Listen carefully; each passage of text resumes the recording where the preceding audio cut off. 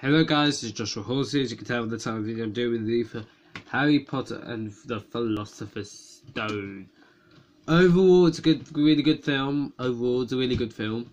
Yeah, I know, I just repeated that twice. I'm glad to get all the Harry Potter films reviewed, then I'll start these films, and that's that series done. And I have to wait till episode 9 comes out on DVD before I can finally do a review for that. The weird thing is, it might have been on DVD for an eternity. I've just, I record so many videos in advance, I don't think you're getting this till like May or something like that. So, yeah, you have to wait a while for it, but at least you're getting it, right? But at least you got it, right? So here's my review for Harry Potter and the Philosopher's Stone. Overall, a really good film. Let's just go down everything in the film. The cast is pretty good. The main kid, Daniel Radcliffe, he becomes really good at it in the next few films. He improves more, like all the kid actors do, obviously. But considering this is probably the first time ever really performing, maybe apart from a play, but apart from maybe plays, considering this is their first time performing in something as big as Harry Potter, I thought it was really good, considering their age and stuff like that. Yeah, the other cast is good. Albus Dumbledore is really good as his wise, kind of old man. And he plays that kind of wise old man, yeah. So, I do think the actor they replaced him was better for the scenes he was in for those films. Like, I couldn't imagine those films, this actor going into that, but yeah.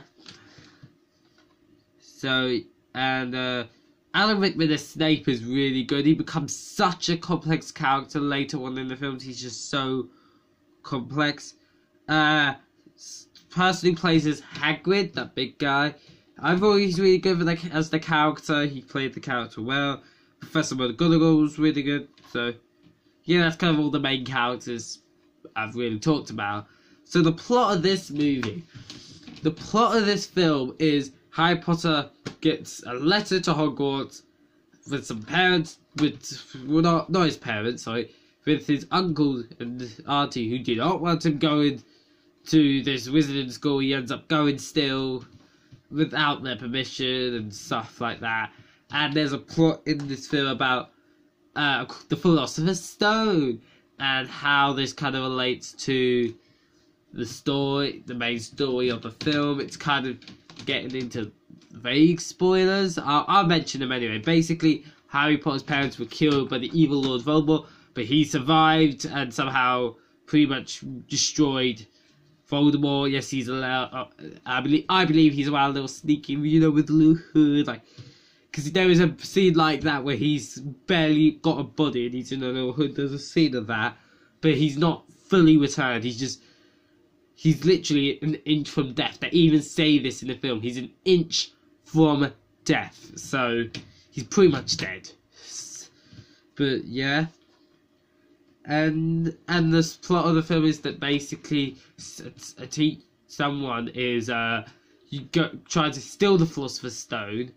But as they go through into the film, you realise it's much more serious than just someone trying to steal it and use it. Someone's that it's got a big implication about Voldemort and stuff like that. I don't want to get too into it, but the film's just quite fun, I think. It's definitely the most childish film. This is a film you could easily show your children. The first 3 films are kind of like that, especially this one in particular. It is a very childish, kid-friendly film. And, of course, as you go along the films mature, which I really like, which is kind of why I like the latest, because they feel more mature. But, sorry, it's not what you think it is, if it's still even a problem in May, but, yeah. So I like it because when this film came out, and then as you built along the films as they come out from this film, I believe came out in 2001, the last film came out in 2011 or something like that. So it shows that as the fans that were kids watching it originally got older, the films mature for them as well. It makes sense. But it just makes sense the film mature. Like, as they get older, the situation they're in and stuff, it gets more mature and dangerous. Which is what I really like, if you wonder why it's pretty much destroyed, it's kind of real, like, it's like paper, so it's gonna tear up. I don't know why this didn't have a plastic cover, but it is what it is, right? So yeah, the film's quite fun. I like the cast.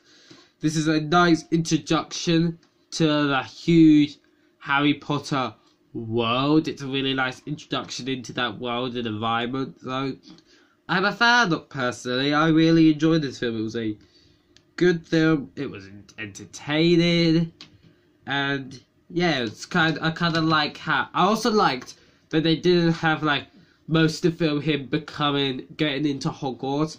Like, they literally sorted out how he gets away from his family that don't want him to go to Hogwarts, and him ended up in Hogwarts. And like how they literally sorted it out and tied it all up in the first 20 minutes of the film. They didn't go like half an hour to 40 minutes in the film till you sorted it out, but it was long enough to get the idea of the kind of family and kind of people his uncle and his aunt is.